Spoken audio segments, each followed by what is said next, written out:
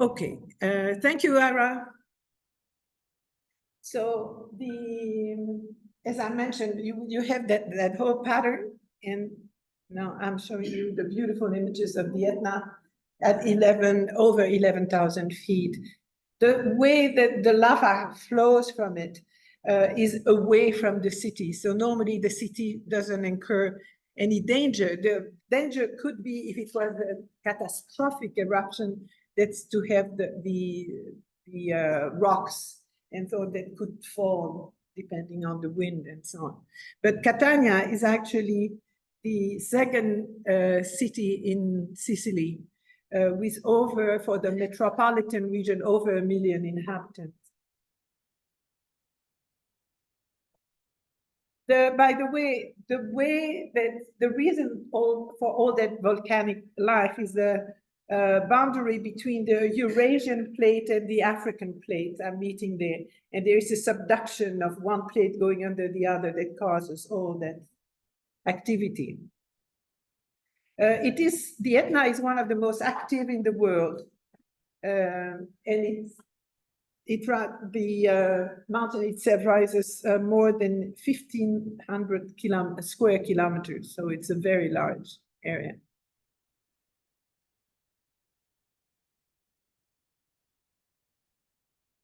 Here you have a beautiful image of it in full eruption.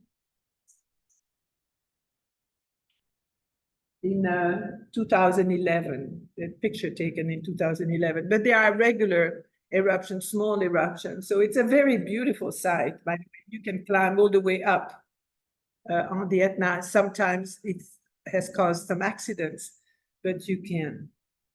The second volcano is the island of Stromboli that peaks at 3,038 feet north of the island. The island itself is 12.6 square kilometers, and as I mentioned, a very active volcano too. And the last one is Vulcano, so the name comes automatically, and is the center of a whole series of myths, of legends that turn around it. It's supposed to be the mouth of Vulcan, the god Vulcan. That has his workshop down below. And so when he activates too much, then you have an eruption.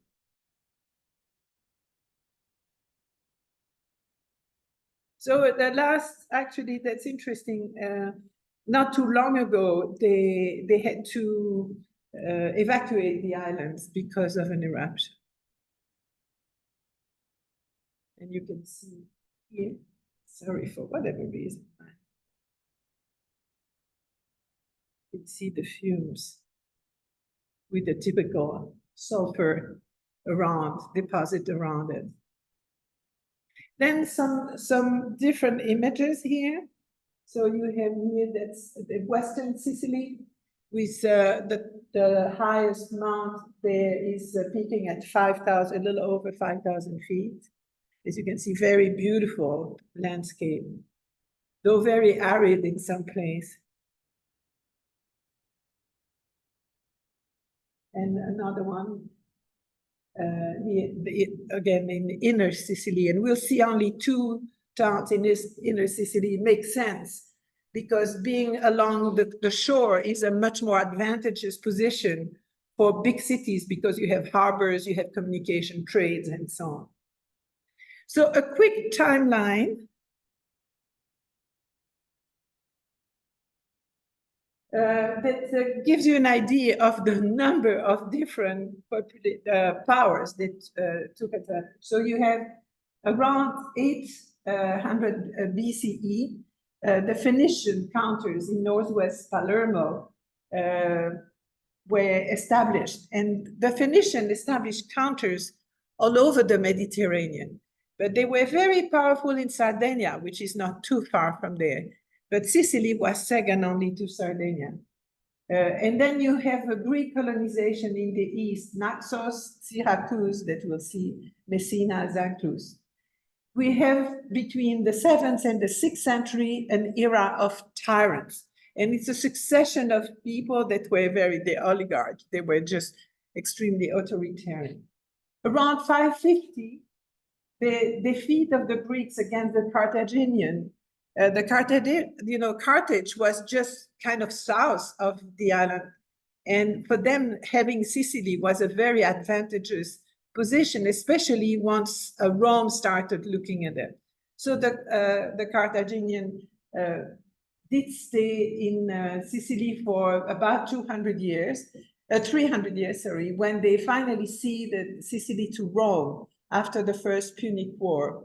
Then we have a small interval with domination of the Vandals and the Ostrogoths, the barbarians coming from the north, who didn't do much except demolishing most and looting what they could find. In 535, Palermo was taken. Palermo was taken by the Eastern Roman Empire, and that was part of the Byzantine Italy, and they formed the theme of Sicily, and the theme is kind of a province part of it. So that corresponds to at the time when Sicily is going to be Christianized, when, of course, with the Byzantine emperor. Also, we'll see some demolition because of it. Then a short period of time where the Muslims are going to conquer from a dynasty from Tunisia between 827 and 878. They didn't leave much trace either, except in the dialects. And Sicily is full of different dialects, and some are very much Arabic in sources. And there are little nests of Muslim people too in some villages. The big moment in what we're going to look at as far as great art and architecture is the Norman Kingdom of Sicily between 1130 and 1194. In 1194, we have the important reigns of the emperors Henry VI and Frederick II. And then it's taken by France from 1266 to 1282. But they didn't care for the French, and so they kicked them out. And it becomes this Aragonese, so we have Spaniards coming in. And then from 1415 to 1713, Sicily becomes part of the Kingdom of Naples, Sicily, that was ruled by the Spaniards. This is the discoveries of Pompeii, by the way, and Herculaneum happened during that time too. Then we have a period of instability with the Habsburg coming in. And again, we have the Spaniards coming back in 35, only to 1860. And by 1861, Sicily became part of the modern Kingdom of Italy.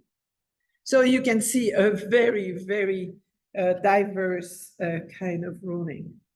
So looking at that map here, you can see the very first occupants of the island. And they come from different places. The Helleni that you see on the left were Trojan people coming from Troy. The Sicanis were Iberians coming from Spain. And then the Sicels, the Siculi that gave the name to the island, Sicily comes from there, were Indo-Europeans. So we have three very different cultures that established themselves there and are going to reception, if you want, the different powers in a different way, depending on who they are. We have some remains of prehistoric monuments. We see dolmens and other monuments that go back to prehistory. But the first real ruins that we see are from the Phoenician. And so this is 8th century BCE. On the left, you have the ruins of the ancient Phoenician city of Mocha. And there are more than one. I'm just giving you a sample. And then on the right, a stele that is called the Lilybaeum stele, Lilybaeum being the first name of Marsala on the very western end of Sicily. Marsala, that is the city where they make the wine, Marsala wine. And this is, they compare that Lilybaeum stele to what was done in Phoenician countries, which means Tyre and Sidon and so on, the whole coast of what is nowadays Lebanon is very much Phoenician country, and they found similar stele over there. Now, the main cities, as you know, the Greeks are going to come and literally colonize the south of Italy and Sicily, and that's going to become known as Magna Graecia, the large Greece. Why did the Greek leave? Greece is typically drought, overpopulation in some places where they wanted more space. And they found Sicily quite an interesting place. It was very fertile thanks to the Etna. The soil was really good and very good for agriculture. So you see here, you know, all the names, these are all the things that have been colonized by the Greeks and established by the Greeks. So as you can see, and from different part again, you have the Dorians in that kind of golden beige. So here and there come from the northern part of Greece. Then you have the Ionian in that kind of purplish color, come from the islands, the Ionian Islands, as well as the what is now the western coast of Turkey. And then you have the Greek North Occidental in darker brown, and the Achaean coming from Peloponnesus.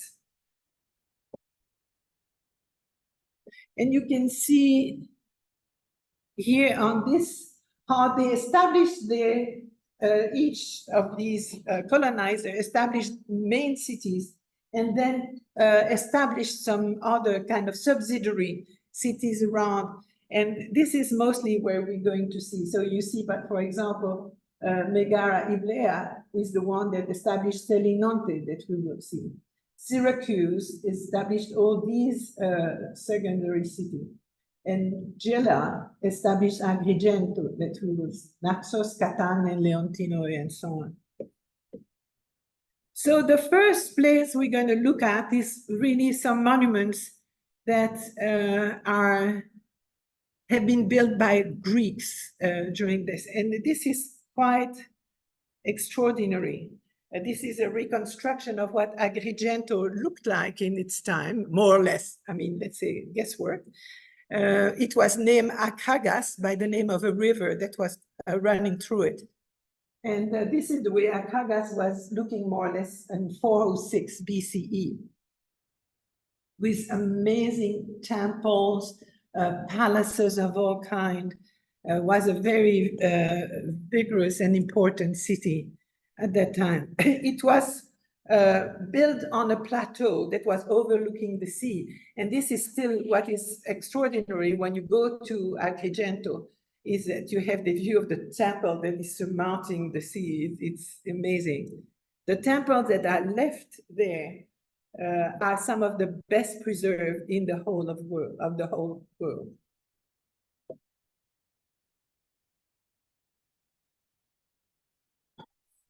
So here's a plan of that Acropolis. So if you want, you had a whole series of temples all surrounded, and we're going to look at some of them.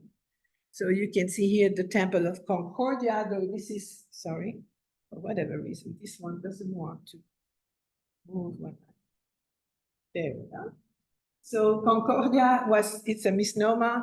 They just early on when they discovered it, they decided there was an inscription not far away that was talking about Concordia, and they said, oh, this is a great name. So we don't know who it was dedicated to, but it's the one that is the best preserved of the temples there. So,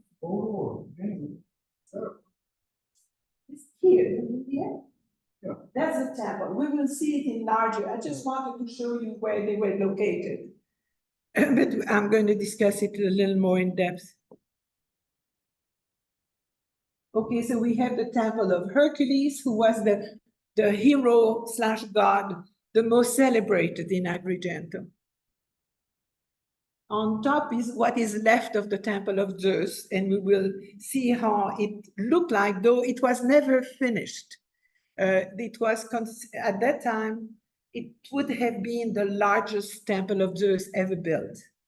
And but it wasn't achieved, but we have an idea of what it looked like.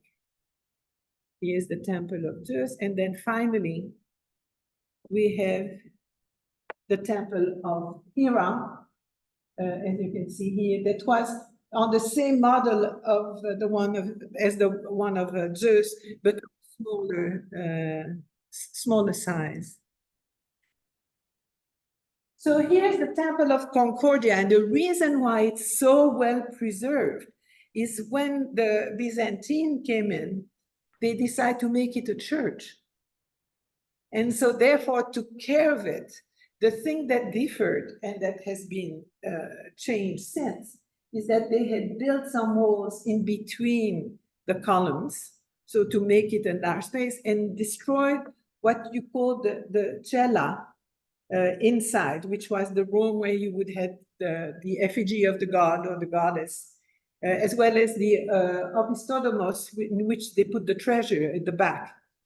So they got rid of that, so they had the whole space inside there. And they didn't rebuild the cella, but when they started restoring the temple, they got rid of these walls in between the columns.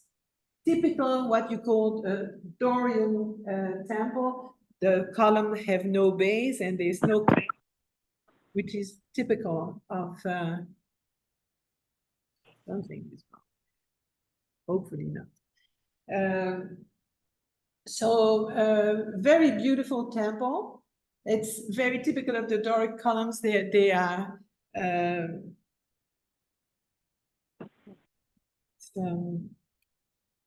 crenellated to have these fluting on the columns.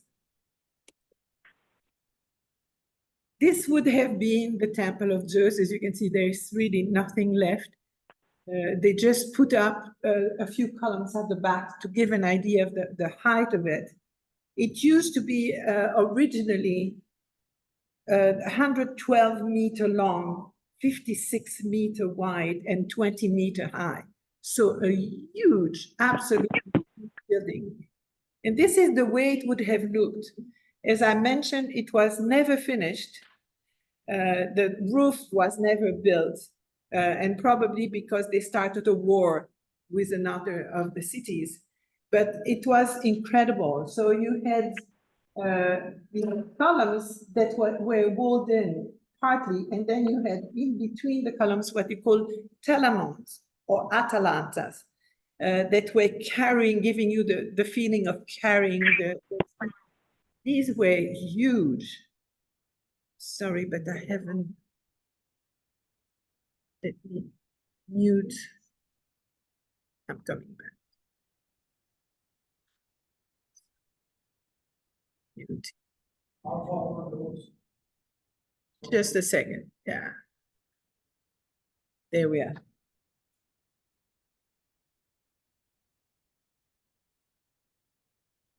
Sorry, but for whatever reason, there we are. So you have an idea there. This is one of these telamon that are 7 or 8 meter high, so absolutely incredible.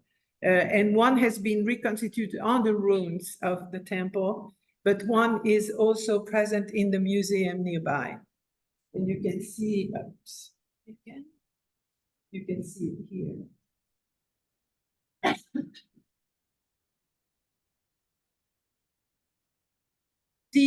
Another temple is in Segesta, which is in the western part of Sicily, which is interesting, in a place where there were no Greeks.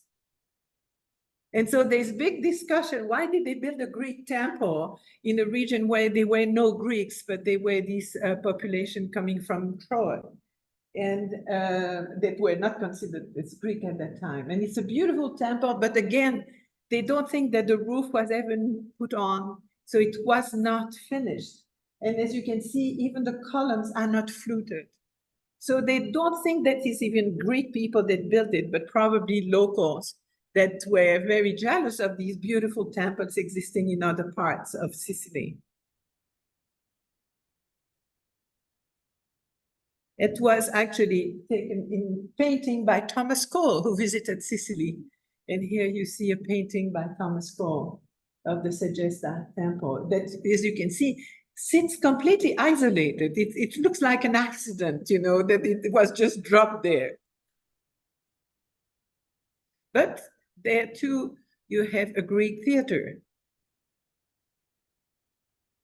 This was 63 meters in diameter, very close to the size of the one we're going to see in Syracuse. It could welcome 4,000 spectators.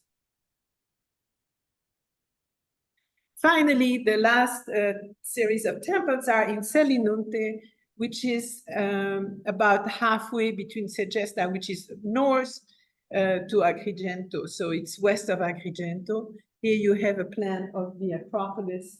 And of course, these are different temples that were built there and the rest of the city around it.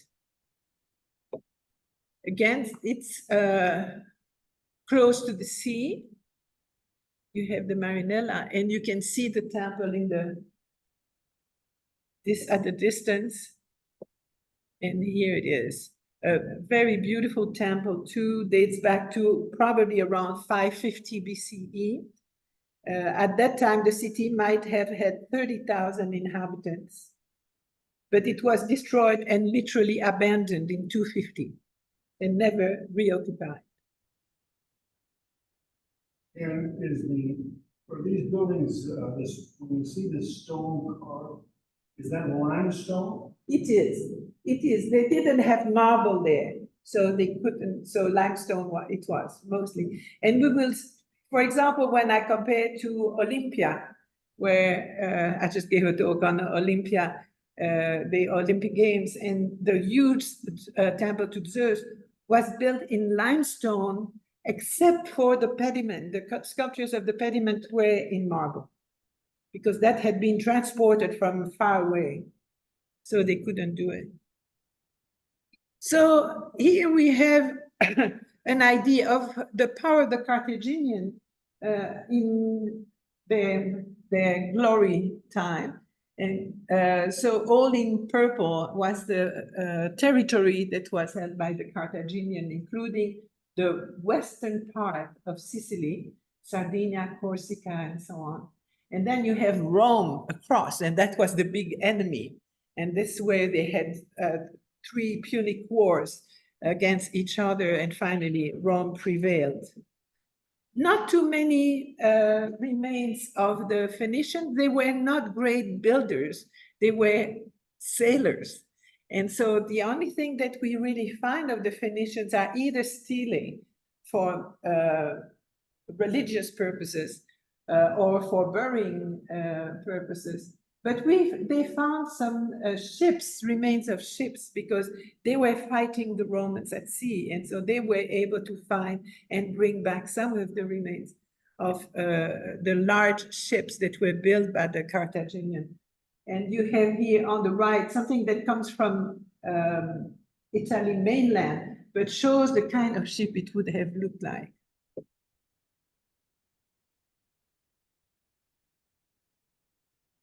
So we have the First Punic War, and you can see the number of battles that they fought all around the island, everywhere.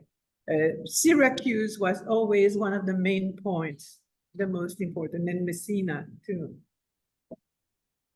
Finally, as we know, the Roman prevailed, and they did a lot.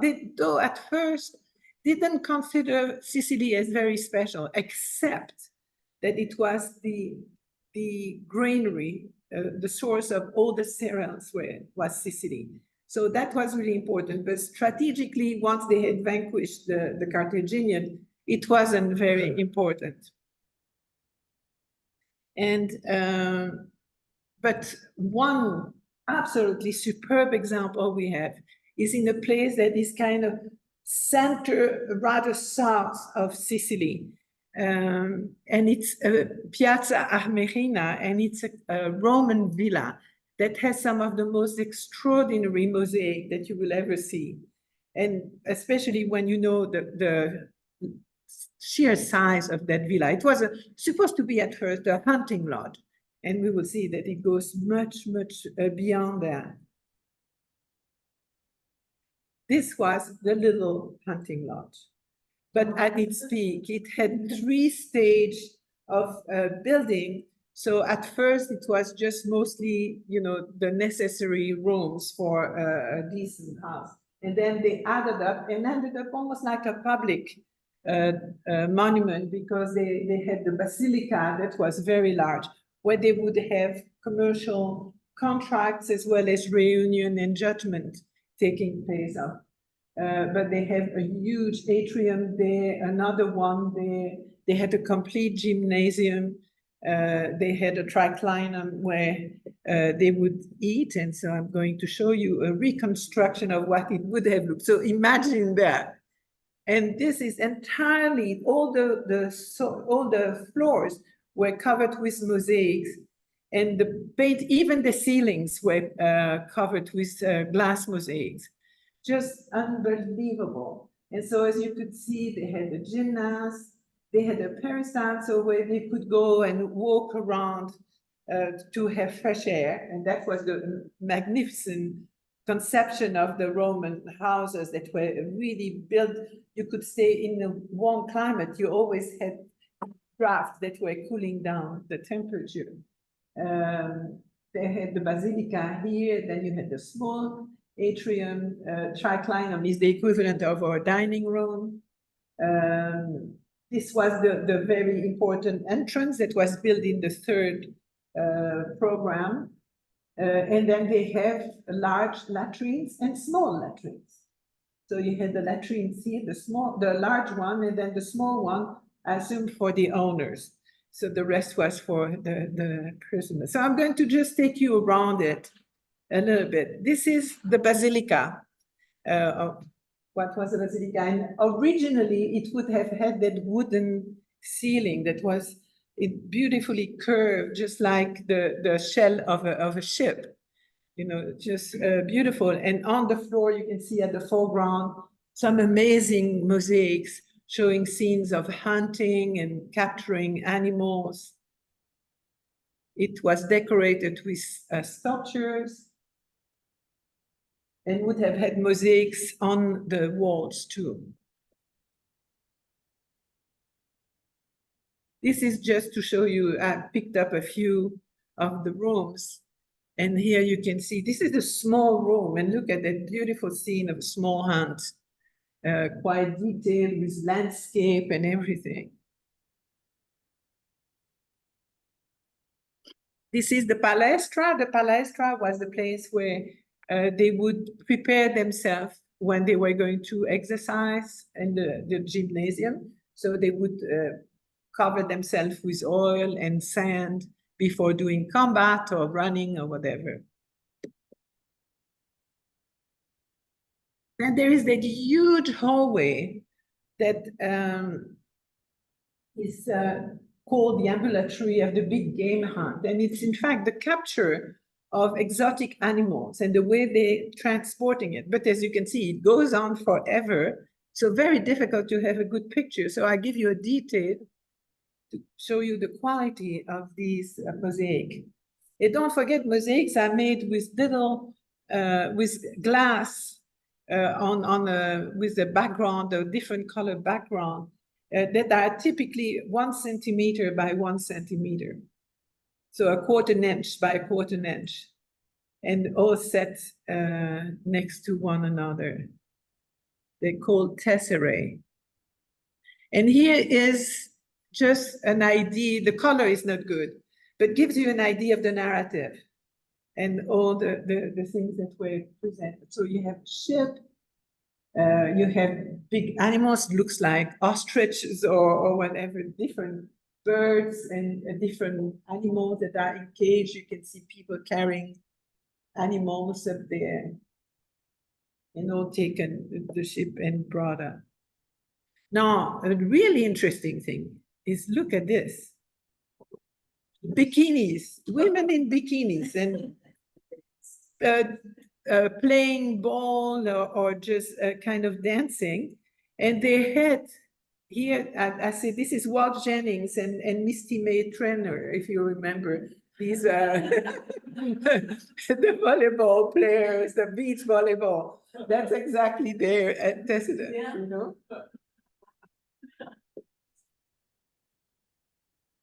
So they wear what is called the strophion, which is the bra, if you want, and then the subigaculum, which was the little pants. But isn't that amazing when you see that? It looks like a farce.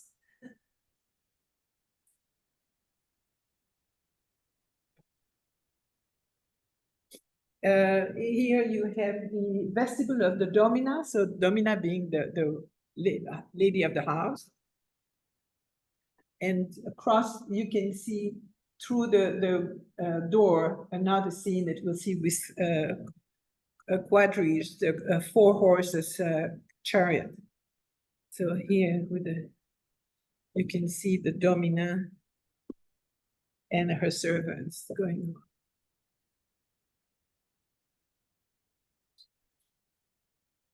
It's absolutely wonderful. And that's part of the chariot that you could see through the door.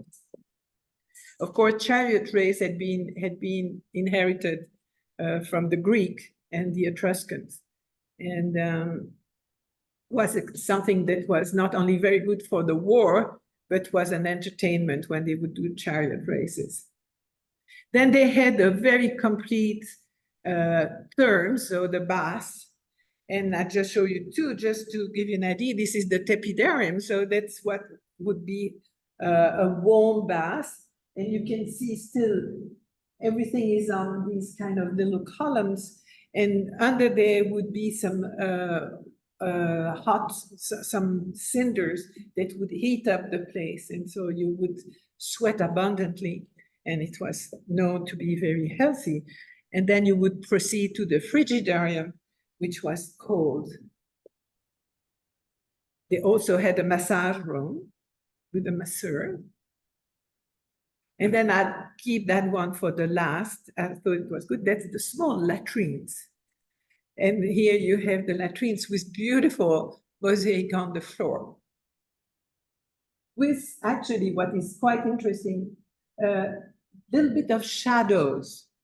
They show the shadows of the legs on the floor. You can see that here too, which is something completely new at the time. So moving to what was for a long time the most important city in Sicily, it's Syracuse. And Syracuse is the southeastern tip of Sicily. And it's absolutely beautiful. I was in it. It's great. The old part of Syracuse has a lot of beautiful little restaurants. The only thing that, by what I understand, is the water is now so polluted that you can't even fish there anymore. They're throwing, how do you call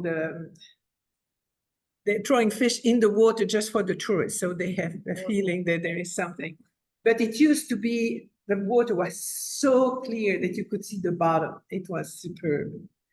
So this is a 2,700-year-old city that played an enormous role in the history of Sicily. It was founded by ancient Greek Corinthians and became a very powerful city-state. It was allied with Sparta and Corinth and exerted an influence on the entirety of Magna Graecia. It was described by Cicero as the greatest Greek city and the most beautiful of them all. It equaled Athens in size during the 5th century. It has a lot of ruins going back to the Greeks and the Romans, both. Here is the Greek theater. Seen, and you can see it's a very large one, as we said, equal to the one of Segesta. It's one of the largest ever built by the ancient Greeks.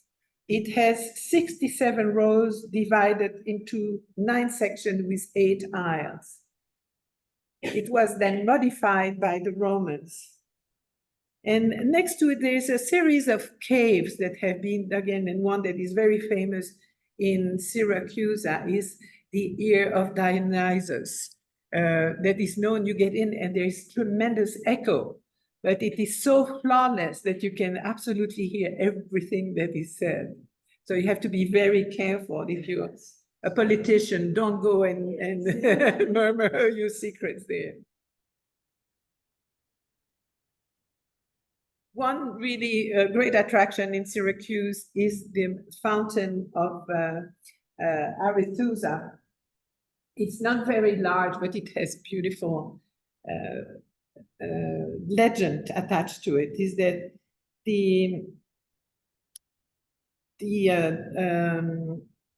nymph Arethusa was bathing herself in a stream. And this happened to be the river of the god Alpheus. Unfortunately, he was there while she was bathing. And when she realized that he was there and that he was falling in love with her, she fled and called on Artemis to help her because she wanted to remain chaste. She was dedicating her life to Artemis. And so Artemis changed her into a river. And that saved her from Alpheus, who even tried to go on, but finally she was saved. The legend says that this fountain has direct communication with a fountain in Greece, so under the Mediterranean. Also guarding Syracuse was the great Euryalus fountain that was really huge and was protecting it, was kind of behind and protecting Syracuse against any enemy coming through the sea. And you can visit it. I did it unlawfully, going with over the wall and at night with a little flashlight. Very dangerous because there are dungeons around and you better not fall into. This is what, more or less what is left of it. But this is very directly linked to Archimedes. Archimedes was born in Syracuse. And as you know, was an incredible mathematician and engineer. He's, of course, the one that said, Eureka. And why is the Eureka important? He was working for the tyrant of Syracuse, Hiero II. And Hiero had provided a goldsmith with a certain quantity of gold to fashion into a crown. But when it was done, the king had the feeling that he had stolen some of the gold for himself and replaced it by a cheaper type of metal. So he asked Archimedes to try to find a way to prove it. And so it is when he was in his bath that Archimedes came with a solution, which was that he had to put the crown into water and then measure how much, what the volume of the crown was. And then he would do a similar volume with gold and then compare the both. And if they were the same weight, the goldsmith had been honest. If it wasn't, then of course the gold would be heavier. So Eureka comes from there, but he did much more than that. He also helped Syracuse to withstand the attacks from the Romans by placing parabolic reflector to attack the upcoming ships. And so they would strategically put these big mirrors, and then these would capture the rays of the sun and increase them, and that would burn the ships. He's also known to have, and not invented, because actually the inventors of the Archimedes screw go back to the Mesopotamian, go back to the gardens, not of Babylon, but Nineveh. And but it's he made it more practical than it was at that time, and it has taken its name. And this is something that is still used nowadays because you can bring up water from lower, and so aliment some the fountains and other things that necessitate water taken. His baby, though, the thing that he really loved, that he had found the solution to the comparison of the surface and the volume of a sphere compared to a cylinder. And I think you read it. So a sphere has 2/3 the volume and surface area of the circumscribing cylinder, including its base. And he loved it. He said that whenever he died, he wanted somebody to put that formula on top of his. But he was very, very famous, and the Romans didn't want to kill him, though they had given the general who attacked Syracuse, had told everybody, don't kill Archimedes, he's precious, he's a fabulous engineer. And unfortunately, a soldier came about, that old guy that was there, fidgeting with some stuff, and the soldier told him to get out, and Archimedes said, oh, leave me alone, and the guy killed him. And so poor Archimedes died that way. And even Cicero, when he came to Sicily, tried to look for the tomb that he found. What is really interesting is that most of the documents that had been written by Archimedes were lost. And it's in 1906, the Danish professor Johann Ludwig Heiberg visited Constantinople to examine a 174-page goatskin parchment of prayers that seemed to have another text below, what we call a palimpsest, as you can see there. And the palimpsest is because all the parchment was extremely expensive and required a lot of work. So when they didn't care about an old book, they would just scrape it and then write on top of it. And with different systems, they were able to recover the entire text of that book by Archimedes, and that contains some of the most important writings he ever did. So also in Syracuse, you have an amphitheater. At the time of the Christianization, of course, the first Christians were persecuted. So they built some catacombs that are second only to the Roman ones. So a very large network of catacombs in Syracuse. Churches, there are plenty. And a lot of the churches have been rebuilt after a huge earthquake that took place in the 17th century. And so a lot of the Norman churches were demolished enough that they had to rebuild the facade or whatever. And this is the case with the beautiful cathedral of Syracuse that you can see, that was actually built on the site of a Greek temple. And they have reused the columns of the Greek temple, though this is a great facade, and you can see the beautiful works of the Corinthian columns there. But once you go into it, you can see the columns of the Greek temple that are inserted in the walls.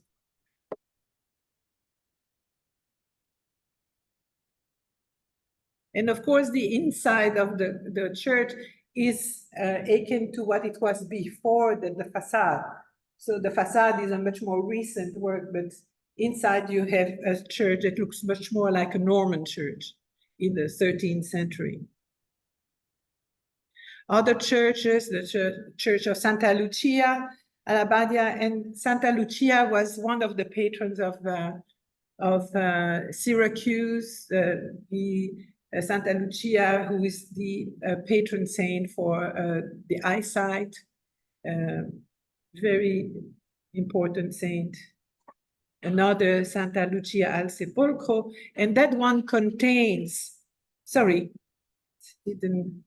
I wanted to talk about this one. This is one of the paintings made by Caravaggio during his stay in Sicily after a whole episode, and I'll talk about it in a minute, after he left Malta. So this is a very large painting that he did, Burial of St. Lucy, with a miracle, and you see the saint on the floor. Just a quick word on Caravaggio and how he ended up in Sicily. He was born in the north of Italy in 1571. He studied in Rome between 84 and 88, sorry, in the north in 84, 88, and arrived in Rome in 1590, 92. But he had a very difficult character. He loved nightlife. He was feisty, and he was known to get into duels very easily, though he was not even allowed to have a sword, but he did. And so in 1606, he was suspected of having killed somebody, and he had to flee Rome because otherwise he was going to be killed himself. And with the protection of the Colonna family, who was very famous in Naples, he was sent to Naples first. And from Naples, there he got in trouble too.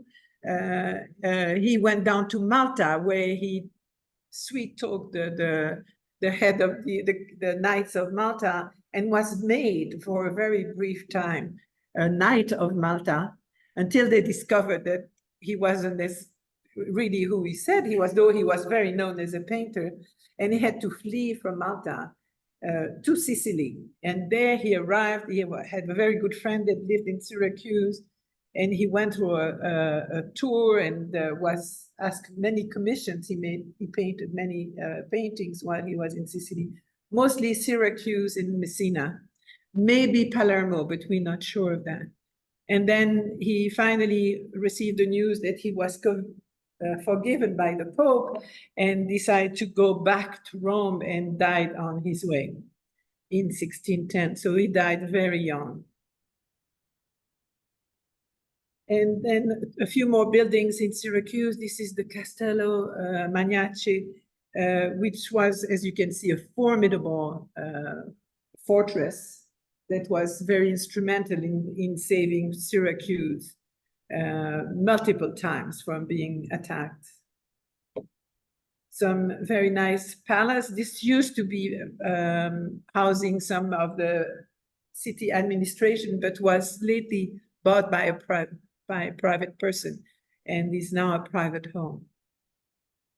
Just beautiful. Okay, I would, before we go on with Catania, I would suggest that we just take a little break. We can enjoy the lovely cookies that I've received from my birthday. And I have a cup of coffee. Absolutely. The first picture you showed appeared to be some fire, second part. High quality more midway, it's usually more. Okay, so it's the high quality more comes from the raw one. They just want us to everything, but it's also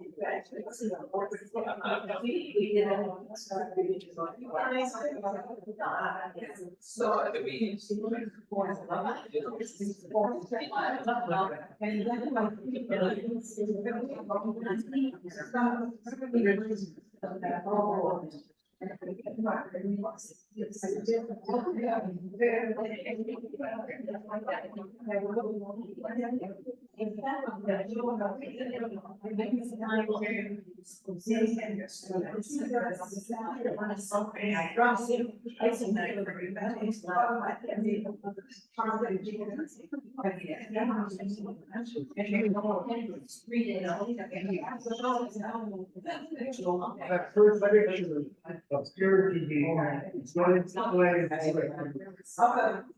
play. First picture. Yeah. Oh, yeah,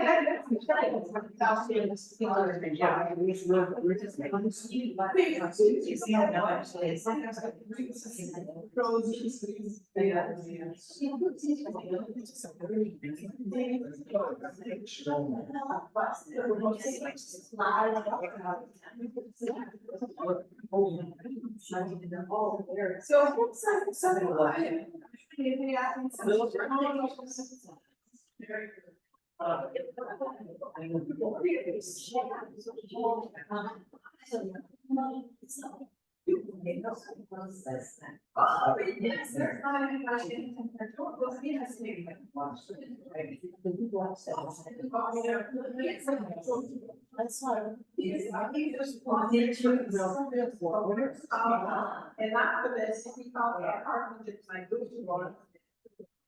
Yeah, but he's a one. Oh. Yeah. Happy birthday.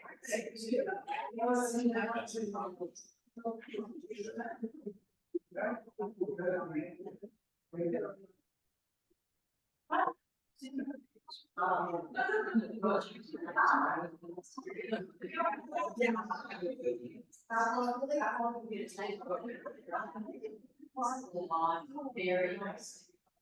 The whole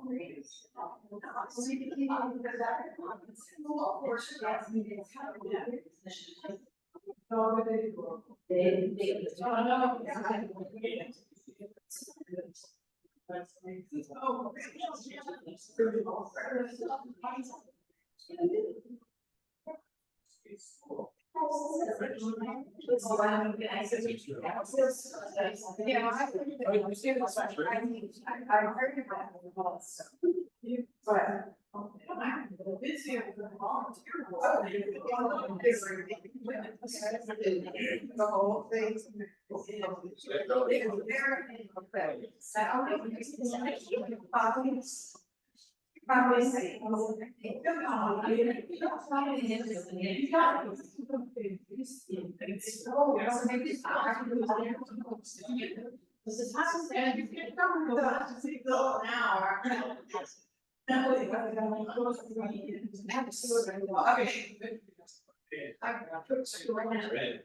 Yes.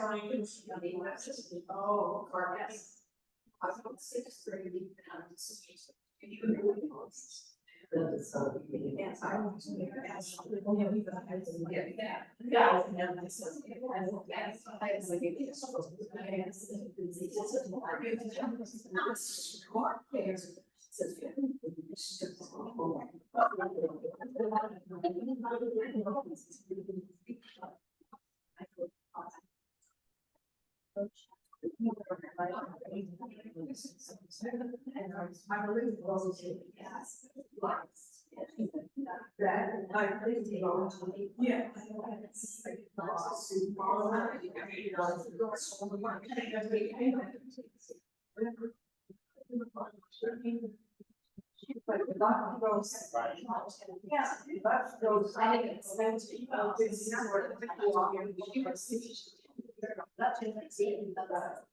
Okay, we're gonna go on. So there are you can get home. I can't please. But you get that's the same. Straight to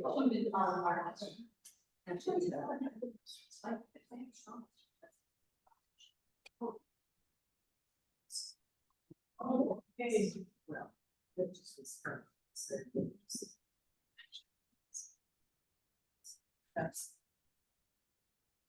so moving to Catania. Catania is the second city in Sicily.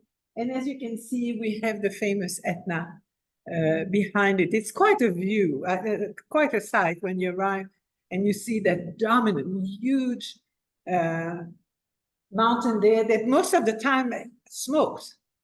You have typically smoke most of the time. It's the second largest municipality in Sicily after Palermo. It has a population in the metropolitan of over 1 million, 1,100,000 inhabitants. Was founded in the 8th century BCE by the Carthaginian Greek. And as you can imagine, has multiple earthquakes being just next to it. So everything hopefully is built according to code. But we find amazing Greek and Romans ruins. This is a Roman theater that, by the way, was completely forgotten until they had to destroy one of the houses around there. And in doing so, they found some of the steps and so on, and the seats, and they said, okay, they investigated further and finally ended up buying all these houses and demolishing it so to discover this that had been hidden for centuries. Has also a beautiful castle that was built between 1239 and 1250. It was one of the royal castles of the Emperor Frederick II, King of Sicily. It was, of course, built to add to his glory, his royal power, but it was considered impregnable at the time. What is interesting is we have to realize it's one of the few buildings in Catania that has survived the earthquake of 1693. The walls are so big. But what is quite interesting is when the castle was built, it was on a cliff looking out to the sea. And by now, with the various eruption of the volcano and the change of level of the sea, etc., it's 1 kilometer within. This would have been the plan of the castle, typical stronghold. And the former moat that surrounded it was filled during the 17th century with lava from an eruption of Mount Etna. Yeah. Okay, this is the cathedral that was built after the famous earthquake. So most of the churches that you see have all been built after that earthquake that absolutely shook the entire island. It was devastating. And so so they all are very typical Sicilian style of the 18th century. Very, sorry. I'm looking, I have two screens in front of me, you have to realize, and I'm looking at one and I don't see the other. So here you see the cathedral with all the columns and very typical Sicilian. On the right, you see that fountain. We're going to come back to it because we turn about 90 degrees and we're now looking at the Palazzo degli Elefanti, so the Palace of the Elephant, which is actually the town hall of Catania. But that fountain that you see now at the left is quite interesting because it's really the symbol of the city. It's called Uliotru in Catania dialect, or the Fontana dell'Elefante, the fountain of the elephant. It was assembled in 1736 by Giovanni Battista Vaccarini, and it portrays an ancient lavic stone elephant. So lavic stone, it's a stone made of lava. And that elephant is a really old elephant that he integrated into that fountain. Yeah, you can see it's black as it should be. What is interesting is knowing the Italian, it happens that that elephant was neutered. And that really reached their pride. And so the sculptor that put together the thing had to add testicles to make sure that, that the Catanese would be happy. We have talked about elephants in Crete already, and now in Sicily, because the island was populated with dwarf elephants. And that you see here, you see the size of a human. This would have been a mature elephant, would be smaller than a human. And the babies, as you can see, really tiny. It would have been cute. But these were disappeared before the arrival of humans on the island. They, of course, found some bones and cranium. And so, as you can see on the left there, with the statue of a cyclops, this cranium of the dwarf elephant is the source of the legend of the cyclops, because it has that additional hole on the skull that they thought was another eye. And so that became part of the legend of the cyclops. Other things in some palaces that Palazzo Biscari was built again after the earthquake.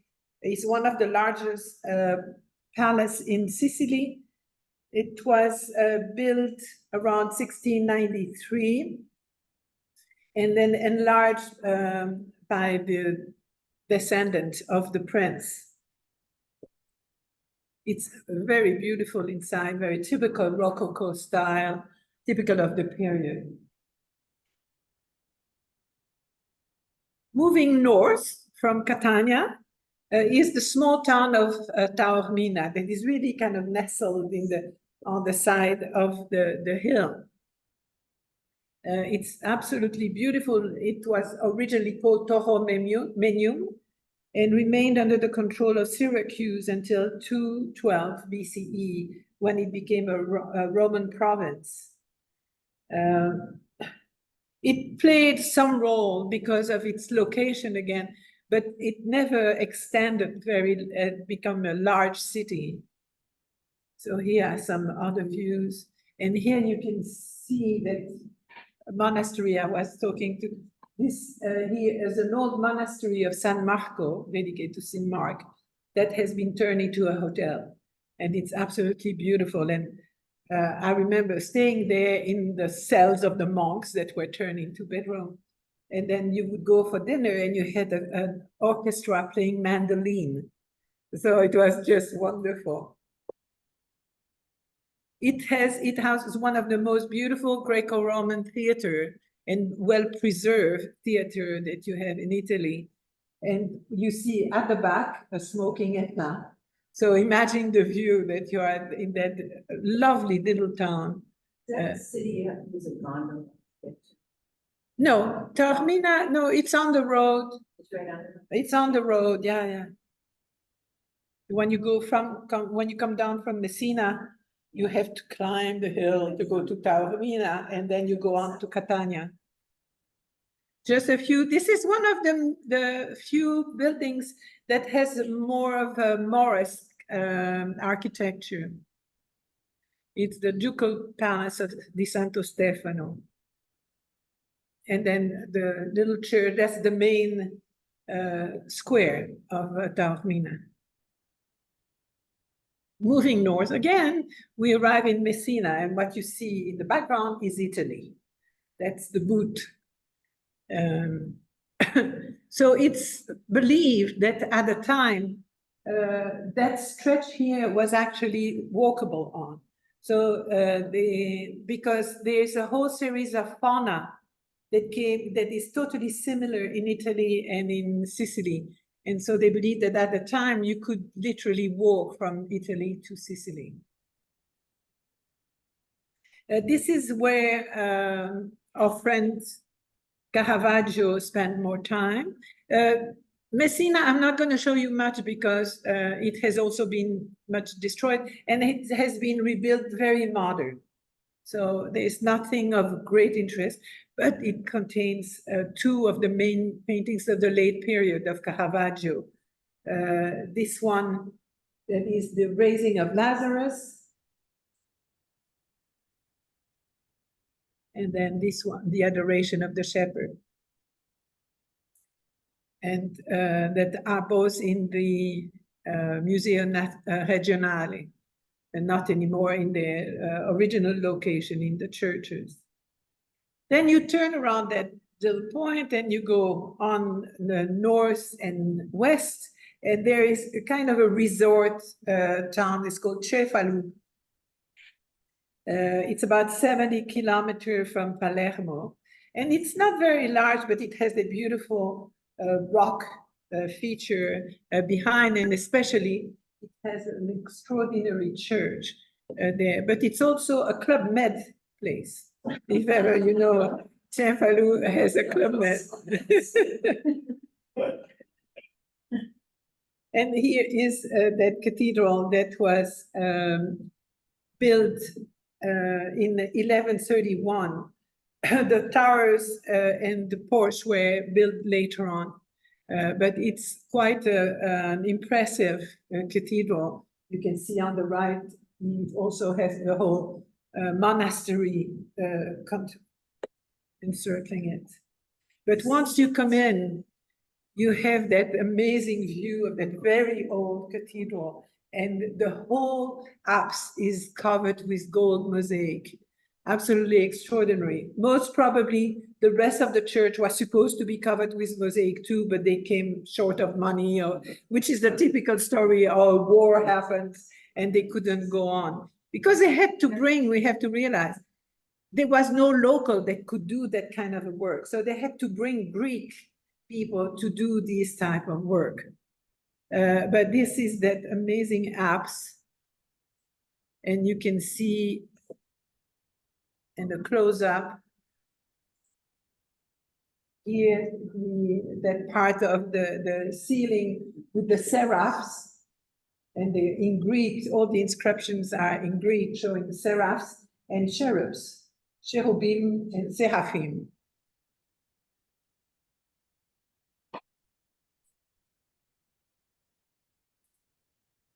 And then that incredible Christ Pantocrator. So he is the one showing the Bible and the gesture of blessing. These are so interesting and so impressive. You know, you look at that and you have to remain silent when you're under there. It's absolutely incredible. So that they brought some masters mosaician from Constantinople. And then below that you have the Virgin Mary as Ohante, in prayer, with the angels around her, that are the main seraph angels, Gabriel and Michael and so on. Now we finally arrive in Palermo. Palermo, the capital. As you can see, it's a very large city that has been built, as you can see, considerably, but is surrounded by mountains. So again, it gives it a beautiful landscape.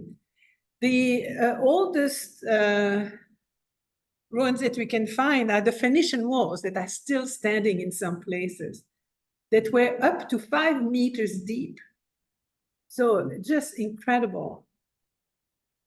But as I mentioned early on, the main builders at the time were the Normans when they came in the 12th century. And they started building palaces. This is the palace that was built in 1072 and then was enlarged with the next kings and emperors. As you can see, quite a forbidding type of architecture. But then you go into, in the later part, look at the palace courtyard, which is so much more gentle and attractive.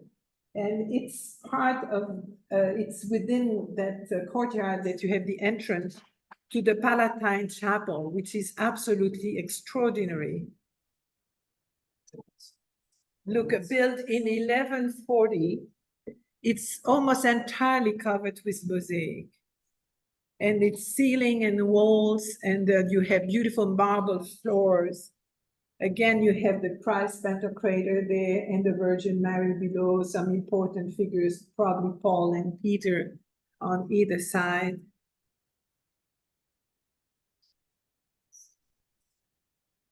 So these are some of the most extraordinary mosaic that you will ever see. Yes. And Palermo is not so known, you really have to know it, but it has 4 major, with Cefalù, it has 4 of the most incredible buildings with mosaics.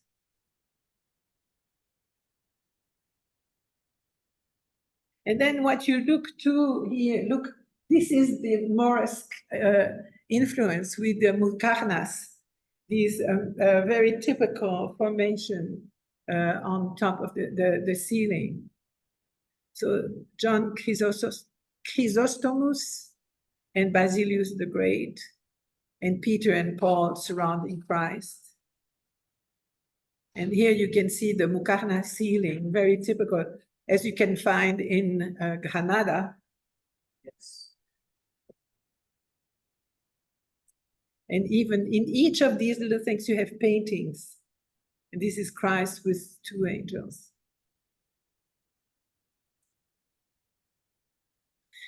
The last church that we're going to look at is the Martorana. I'm not sure it's the last, actually. No, it's the one before the last.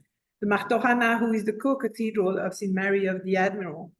It's actually owned by some Albanians in Sicily. They have a pretty good size population of Albanians. And outside you see that kind of old architecture mixed with Gothic energy. But inside again, you have that marvel of mixture of style, because it was decorated. It wasn't the mosaic that were supposed to fill the whole church were not finished. And so the next generation, then you have Baroque paintings in the forefront here, very typical of Baroque.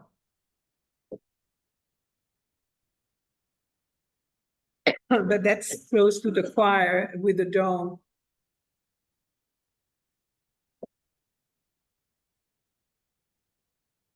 Now, with mosaic like this, you have to imagine, don't look at electrical light, imagine that with torches, because that's the way it would. So everything was flickering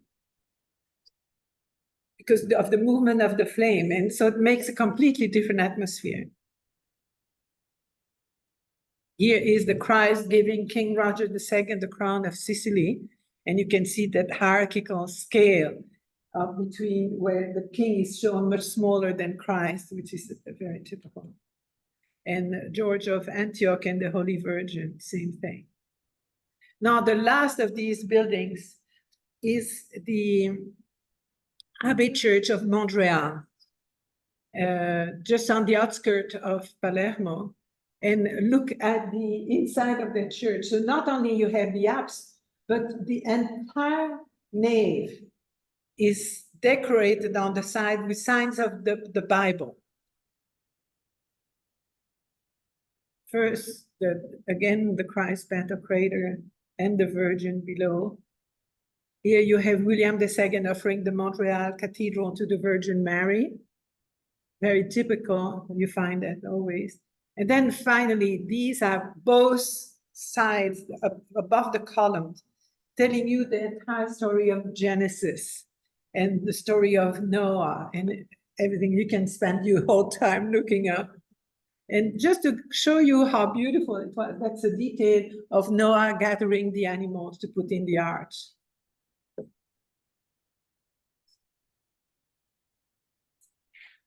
Now, less attractive is the Palermo Cathedral, which is a complete mixture. It was started under the Norman, but then it was added on, and particularly after the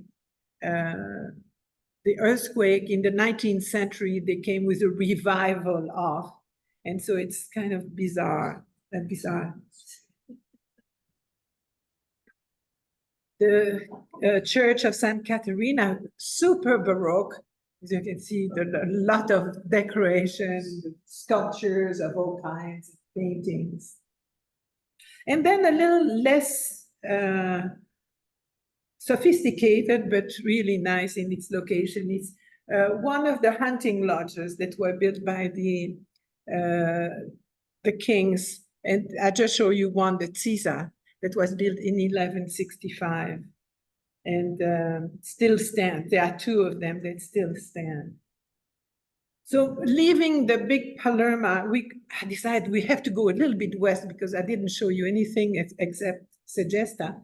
And thinking of wine, I was looking at Marsala, the great wine of Marsala and we'll see the new wines of Sicily that are getting quite popular.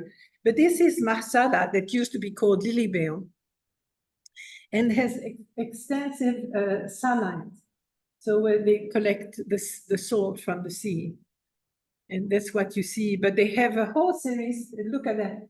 They have all these mills that are still collecting the water from the sea and bringing them in these areas and to let the salt dry. And that's part of the commerce of Marsala.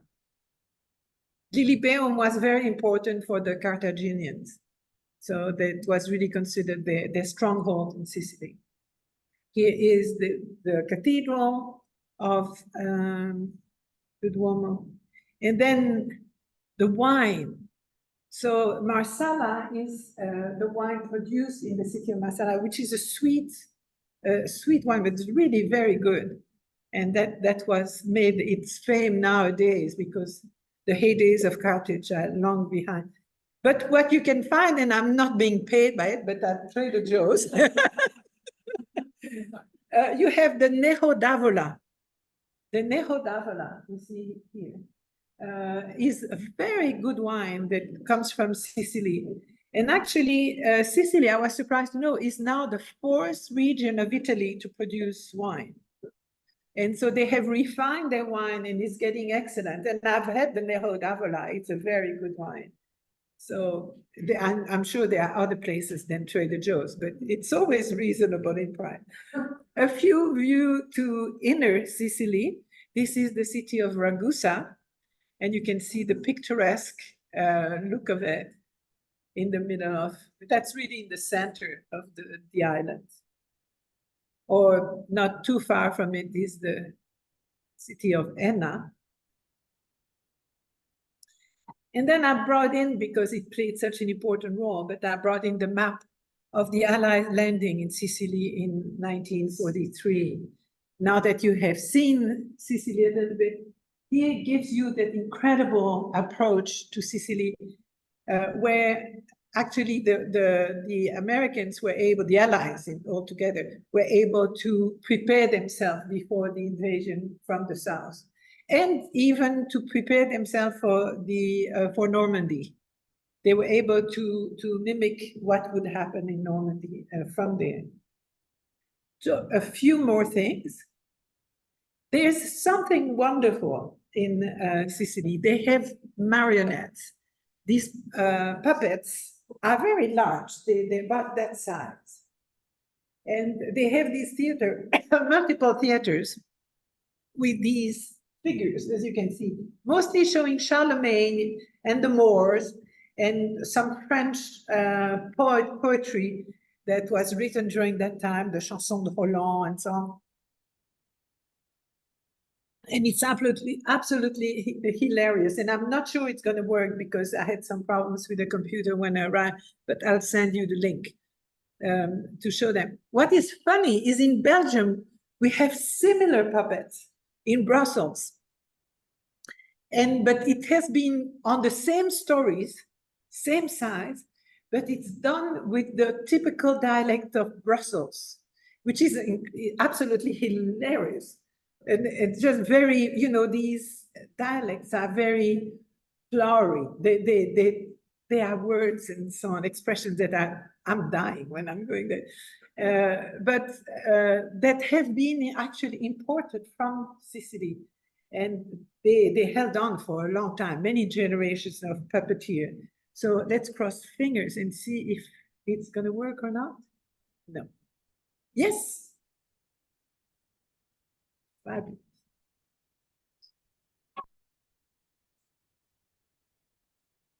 Sorry for the sound. It's going to be.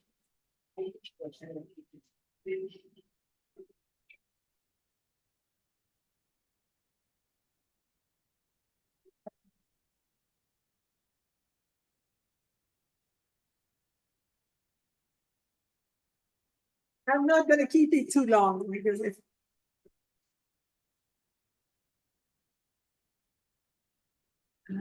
We can't see it, Anne.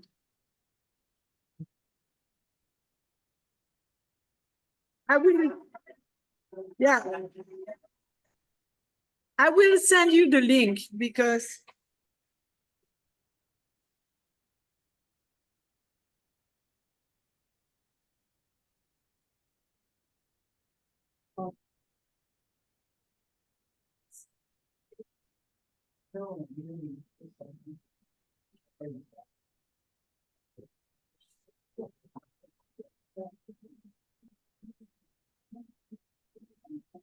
you can see the leg of the puppeteer there.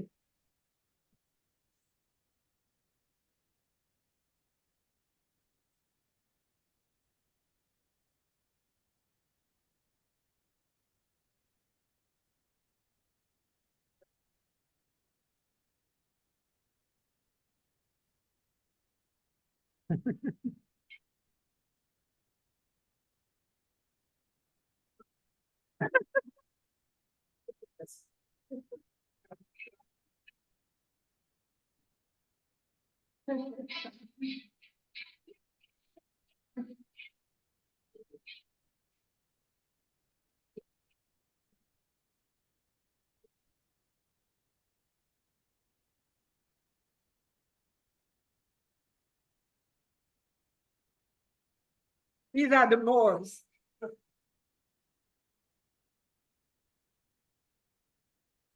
So you have battles and deaths and so on. So just to give you a taste for it, but I will send you. Okay, I'm gonna stop that because the noise is a. Okay, let me go. No, no, that's it. Okay. I will send you the link so that you can watch it at length if you want. Oh, come on, baby. There we are. Also, if you remember 1963, il, the leopard, or otherwise known in Italian, Il Gattopardo, which was an absolutely wonderful movie with Burt Lancaster, Claudia Cardinale, and Alain Delon as main actors. It was filmed mostly in Sicily, and it is a Sicilian story. So if you want to go back to it and look at it, it is on YouTube, so you can watch it. And it's going to show you a lot of landscapes from inner Sicily. Here you see Claudia Cardinal, Burt Lancaster, and Alain Delon, and it's the three of them at their peak, I would say. It was filmed among them in the Villa Bosco Grande in Palermo, which is now a luxury restaurant. And when I say luxury, I mean it. So it looks kind of oldish from the outside, but look at the inside. Just beautiful. One of the rooms, it has multiple rooms, absolutely superb. The main scene of the ball in Il Gattopardo was filmed in this palace, which is a private home, the Palazzo Valgarnera Gangi. And you can see the ballroom itself is entirely, look at the floor, it's all cheetah. When they made the movie that is taken from a book, it's in Italian, it's Il Gattopardo, means a cheetah. The cheetah didn't translate well in English, so they called it the leopard instead of the cheetah. In French, is le guépard, which is gattopardo. And so I'm going to leave you with just that absolutely beautiful view of Claudia Cardinale and Burt Lancaster.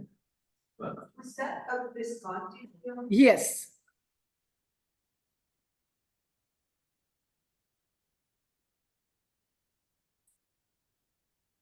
And Claudia Cardinale was so beautiful.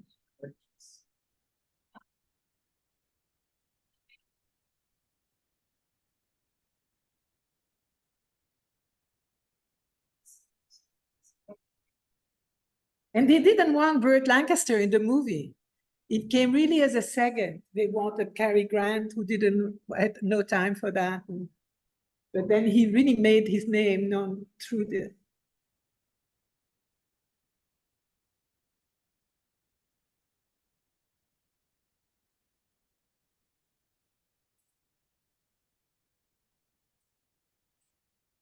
And I love her hair, the way her hair is just beautiful.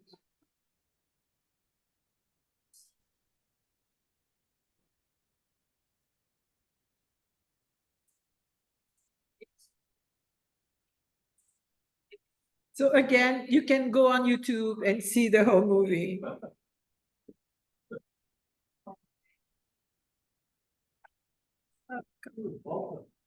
Malta is next. Malta will be the next presentation in August, on August 13th. So let me just first stop the recording.